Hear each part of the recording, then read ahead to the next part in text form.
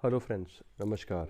हम इस सीरीज में जानने की कोशिश कर रहे हैं कौन से पॉइंट्स इंपॉर्टेंट होते हैं जब हम अपने दो प्रोजेक्ट्स के बीच में चूज़ कर रहे होते हैं। तो अब जो नेक्स्ट पॉइंट आता है वो है कुछ डेवलपर्स लैमिनेटेड वुडन फ्लोरिंग देते हैं और कुछ डेवलपर्स इंजीनियर्ड वुडन फ्लोरिंग देते हैं। तो अब ये दोनों के बीच में हम समझते हैं क्या डिफरेंस होता है। जो आपका लैमिनेटेड वुडन फ्लोरिंग होता है, एक HDF होता है, हाई डेंसिटी फाइबर बोर्ड, ये उसका बनाया जाता है। और इसमें एक तरीके से आप ऐसे समझें, एक वुड की पिक्चर होती है और उसके ऊपर एक क्लीन लेयर, शाइनिंग लेयर होती है जो उसके ऊपर लगाया होता है। तो ये मिमिक करता है एक तरीके से कि वो वुड है। लेकिन जो इंजीनियर्ड वुडन फ्लोरिंग होती है, इंजीनियर्ड वुडन फ्लोरिंग के अंदर बेसिकली जो विनियर बोर्ड्स होते हैं एक के ऊपर एक स्टैक किए जाते हैं और ये काफ़ी हीट और प्रेशर से इसको बनाया जाता है, तो ये बेटर रहता है। नेक्स्ट पॉइंट आता है इसका लुक और अपीयरेंस पे। तो लुक और अपीयरेंस पे अगर हम लैमिनेटेड वुडन फ्लोरिंग की बात करें, क्योंकि नेचुरल वुड तो नहीं है, तो बहुत पास से अगर आप देखते हो तो आपको समझ में आता है कि ये नेचुरल वुड नहीं है, तो एक आर्टिफिशियल लुक देती है ये। लेकिन जो इंजीनियर्ड वुडन फ्लोरिंग है, क्योंकि विनेयर बोर्ड्स होते हैं, तो ये एक नेचुरल वुड, एक टच एंड फील का आपको देते हैं।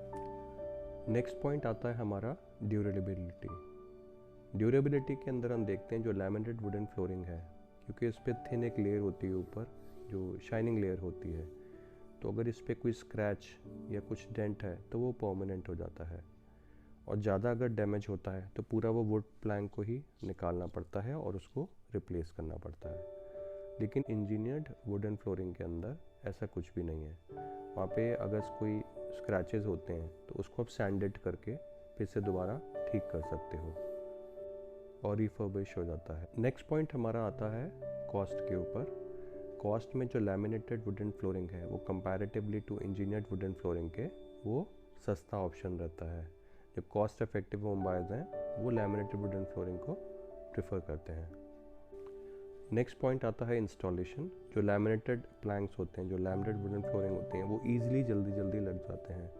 लेकिन जो इंजीनियर्ड वुडन फ्लोरिंग है उसमें थोड़ा टाइम लगता है, उसमें वर्कमैनशिप भी बहुत अच्छी होनी चाहिए। तो ये एक दोनों में डिफरेंस रहता है। नेक्स्ट पॉइंट हमारा आता है मॉइस्चर लेवल। जैसे कुछ कहीं पे ह्यूमिडिटी है, कहीं पे मॉइस्चर लेवल ज़्यादा है, वहाँ पे लैमिनेटेड वुडन फ्लोरिंग वो सूटेबल नहीं होता है, वो थोड़ा सा फूल जाता है, मॉइस्चर उसमें सोक हो जाता है।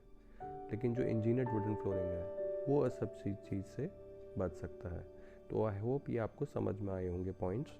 और अगर हम देखा जाए तो इंजीनियर्ड वुडन फ्लोरिंग आप हर वक्त प्रेफर करें। अगर दो प्रोजेक्ट्स को चूज़ कर रहे हैं, सिमिलर प्राइसिंग है, बहुत हल्का सा फ़र्क है, टॉप ब्रांड्स हैं, तो आप इंजीनियर्ड वुडन फ्लोरिंग को चूज़ करें, क्योंकि नेचुरल लुक एंड फिनिश एक अच्छा रहता है, लॉन्ग टर्म चलता है।